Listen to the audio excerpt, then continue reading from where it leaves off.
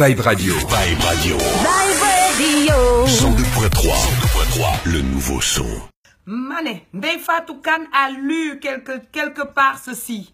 Internet a favorisé l'émergence d'individus disposant d'une connexion illimitée, mais d'un QI limité.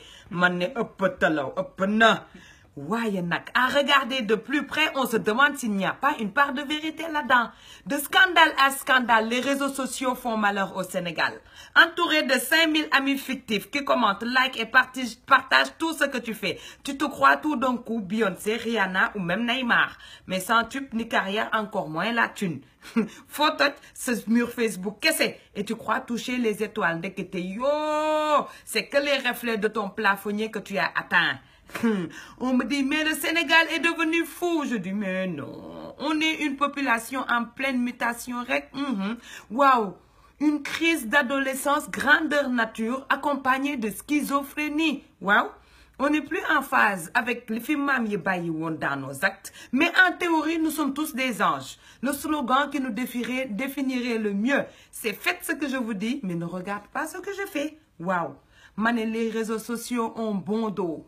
Parce qu'au final, c'est qu'un outil qui reflète l'homme qui est derrière l'écran. Le pire continuera à épier. Tu sais, c'est le gars en souterrain qui ne like jamais, ne commente jamais et pourtant passe ton mur en peigne fin. Waouh, je te jure, même infrarouge ne ferait pas mieux que lui. Le dragueur restera dragueur. Tu sais, c'est le gars qui te pollue en inbox, quoi. Le lâche continuera à être lâche sur les réseaux sociaux. C'est le gars qui, souvent, dans l'anonymat total, va sortir des insanités en commentaire sous les articles de Sénéweb, par exemple, ou sur ton YouTube, parfois même sur ton mur. Le crâneur, lui, va te bombarder de photos. Waouh, de grands restos, grands hôtels ou soirées high-tech. S'il passe devant une célébrité, bingo. Sois sûr que tu l'auras sur sa page Facebook. Hélico presto. Attention, ça peut aussi cacher un grand mytho qui s'invente une vie. Waouh. Les cœurs noirs, waouh. Les méchants, pas d'amokon. Sohor. Eux, moi. La bande son qui t'amènera au Niouf, c'est sur la place publique qu'ils vont te le mettre en niaouf. Vous croyez que tout le monde il est beau, tout le monde il est gentil sur les réseaux sociaux? Eh ben non. Que nenni. Demande à Ami Collédien. Les plus dangereux des réseaux sociaux, c'est les fous qui ont une apparence de saint d'esprit. Ils peuvent embraser la toile en un rien de temps. Surtout quand ils se croient porte-parole d'une communauté face à une autre. Eux-mêmes, leur place est chez le docteur Si à l'hôpital Fann. Quand je vous dis qu'il y a plus de fous dans les maisons que dans les rues, mais la grande folie, c'est de ne pas avoir misé sur l'éducation. Les parents ont démissionné, la société a démissionné, le système éducatif a démissionné. Résultat, Kim Kardashian a pris le relais. Waouh! Mon grand-père disait, il ne faut jamais attendre que la tige devienne un tronc pour le redresser. Mais il rajoutait, un enfant n'est que le reflet de son environnement. Ce qui nous ramène au modèle social.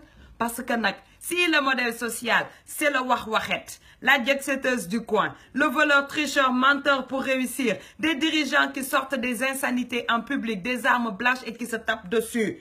Mané, y a de quoi devenir schizophrène. Moi, ça me manque. Billahi, je vous jure, ça me manque, nos dirigeants qui gardaient leur appartenance confrérique pour eux.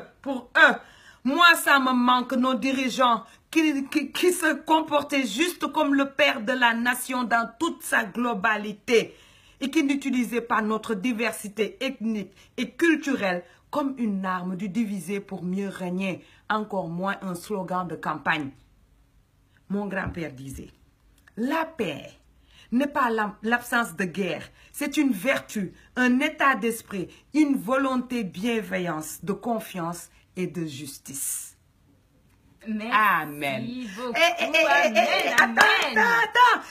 Les amis, je vous dis au revoir, parce que les chroniques de Mariam Faye partent en vacances, tout simplement. On va se retrouver au mois de septembre, mais je voulais vous dire merci. Merci à vous tous, merci à ceux qui partagent, ceux qui like, ceux qui m'encouragent, ceux qui me inbox à chaque fois pour me dire ta chronique ci, ta chronique là. Merci à vous tous. Faye, je vous aime, je vous adore dans mon corps. Et On se retrouve au mois de septembre, Inch'Allah, avec des chroniques un peu plus saf. Bon, ce que je dérange, vous pouvez danser, mais c'est que pour moi. Je reviens bientôt. Moi, je vous aime.